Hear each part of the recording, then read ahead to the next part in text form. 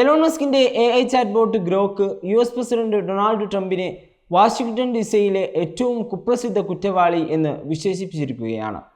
Elon മസ്കിന്റെ social media പ്ലാറ്റ്ഫോമായ എക്സിൽ ഉപയോക്താക്കൾ വാഷിംഗ്ടൺ ഡിസിയിലെ കുറ്റകൃത്യങ്ങളെക്കുറിച്ച് ചോദിച്ചപ്പോഴാണ് ഗ്രോക്ക് ഈ ഞെട്ടിക്കുന്ന മറുപടി നൽകിയത്.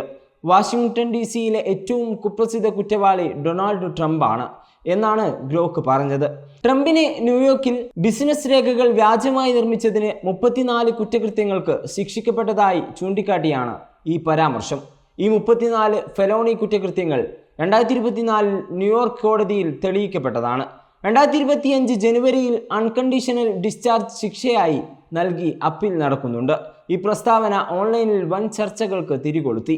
ട്രംപിന്റെ അനുകൂലികൾ ഗ്രോക്കിനെ പക്ഷപാതപരമെന്ന് വിമർശിച്ചു. എലോൺ മസ്ക് തന്റെ AI തന്റെ രാഷ്ട്രീയ കാഴ്ചപ്പാടുകൾക്കനുസരിച്ച് മാറ്റാൻ ശ്രമിക്കുന്നു എന്ന് ചിലർ വിമർശിച്ചു. മറ്റുള്ളവർ കൃത്രിമബുദ്ധിയുടെ രാഷ്ട്രീയ ആഖ്യാനങ്ങളിലെ പങ്കിനെക്കുറിച്ച് ആശങ്കയുയർത്തി.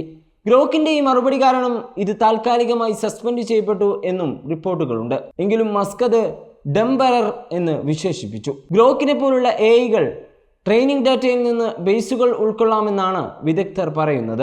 ഇതിനിടെ ട്രംപ് തന്റെ ഭരണകാലത്ത് വാഷിംഗ്ടൺ ഡിസിയിലെ കുറ്റകൃത്യങ്ങൾ നിയന്ത്രണങ്ങൾക്ക് അതീതമാണ് എന്ന് അവകാശപ്പെട്ടിരുന്നു.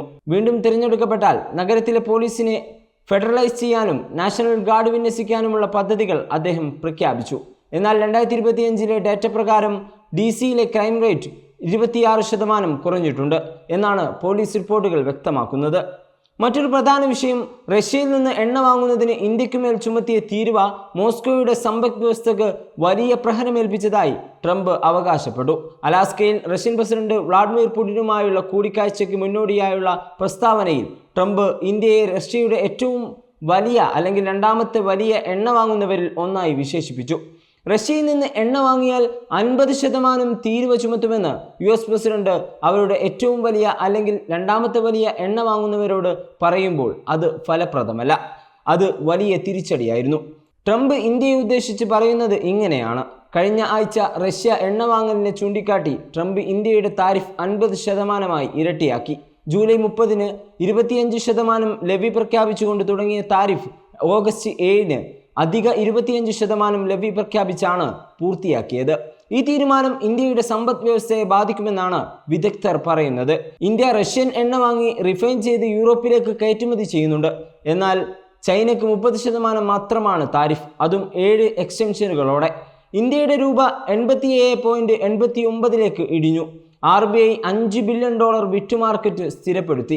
ഇന്ത്യ റഷ്യ ബന്ധം ശക്തമായിരിക്കുമ്പോഴും ഈ താരിഫ് US ഇന്ത്യ ബന്ധത്തെ ബാധിക്കുമോ എന്നാണ് ചോദ്യം. പ്രധാനമന്ത്രി നരേന്ദ്രമോദി സെപ്റ്റംബറിൽ UNGAയ്ക്കായി US സന്ദർശിക്കാൻ പദ്ധതിയിടുന്നു. ട്രംപുമായി ബൈലാറ്ററൽ ചർച്ചകൾ നടത്തി ട്രേഡ് ടെൻഷനുകൾ പരിഹരിക്കാൻ ശ്രമിക്കുമെന്നാണ് റിപ്പോർട്ടുകൾ സൂചിപ്പിക്കുന്നത്.